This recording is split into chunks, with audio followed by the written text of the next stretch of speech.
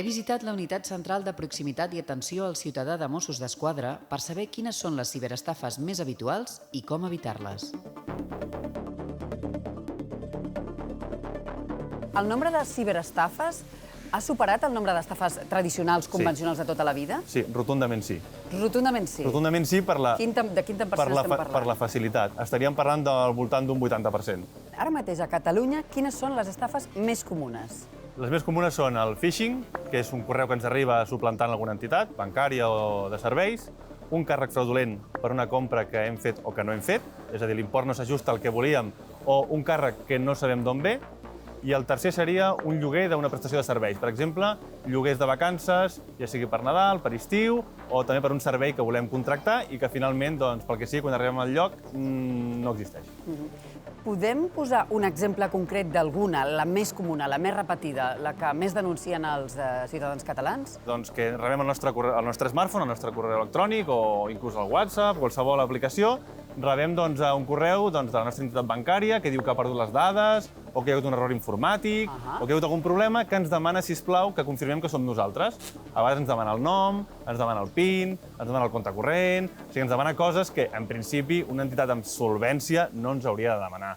Jo fa poc, i em consta que no sóc l'única, vaig rebre el típic SMS de suposadament correus que et deia que l'enviament que havies fet faltava fer un petit abonament. I clar, jo vaig dir, però si jo no he enviat res a correus, què vol dir això? I vaig estar a punt de clicar a un lloc on et posen, perquè dius, aviam, i si hi ha un error, per si de cas ho miro. Aquest clic hagués estat el detonant d'una estafa i un problema greu per mi? Aquest clic hauria estat el 50%. És a dir, vostè hi hauria entrat dintre i estaria a punt, en funció del que li demanessin, per exemple, perquè per poder garantir que aquest paquet arriba a casa seva, torni a introduir, sisplau, aquí les seves dades bancàries o el seu DNI. I aquí és on s'hauria consumat. Perquè un cop tenen les nostres dades, després fan la segona acció, que és el traspàs patrimonial. Com que comprem molt per internet, doncs ara el que fan és suplantar empreses de paqueteria. Perquè vostè compra una cosa a una pàgina web, però qui li porta el servei vostè no sap si és...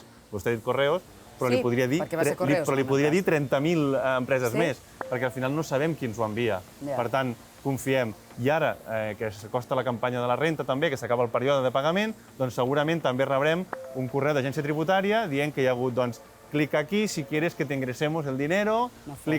Clar, és que les estafes el que fan és adaptar-se precisament a l'època de l'any. Ara també començaran a repuntar les estafes de caire estacional de reserves de vacances.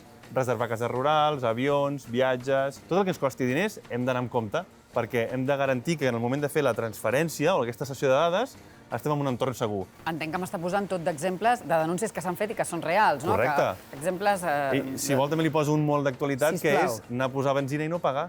Això també és una estafa.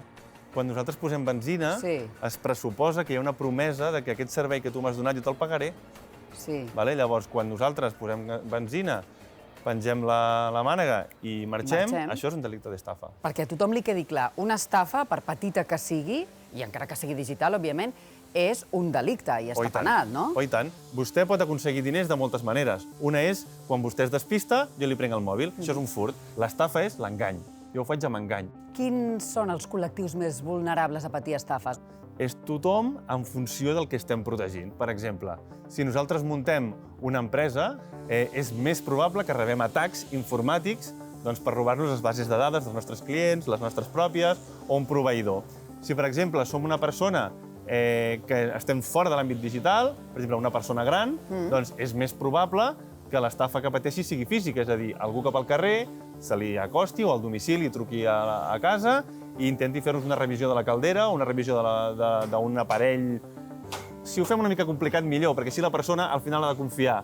Per tant, en funció del col·lectiu, per exemple, els menors, que també fan un ús de les tecnologies i de les xarxes socials molt més ràpid, doncs com que tot està pensat perquè sigui molt àgil i poc reflexiu, doncs acaben contractant, per exemple, serveis que poden ser legals una mica abusius o que directament són il·legals. En qualsevol cas, sempre que tenim sospites que podem haver estat estafats, hem de denunciar. Quins són els passos que hem de seguir? Que ens quedi clar. Un cop nosaltres hem vist que la cosa no ha anat bé, que era una estafa, anem a la comissaria. Ens ajuda molt portar les captures de pantalla, tant del web on hem entrat, com de la URL, com el mitjà de pagament que hem fet, com el càrrec bancari.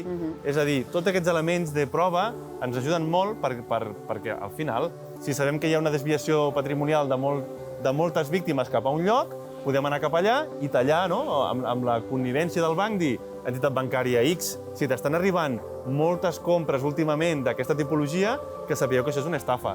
Teniu prou mitjans per controlar les ciberestafes o realment és un món, el d'internet, que també a vosaltres se us escapa una mica de les mans?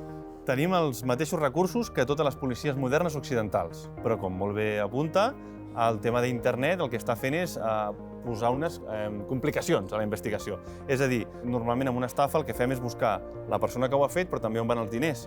Llavors, clar, tots els mecanismes que avui en dia internet permet fer per ocultar els diners ens compliquen la vida. Déu-n'hi-do, Tenen feina, Estem entretinguts perquè el tema de les estafes és molt divers i, per tant, dona molta casuística i molts perfils de víctimes, d'autors, i, per tant, com molt bé diu, és entretingut.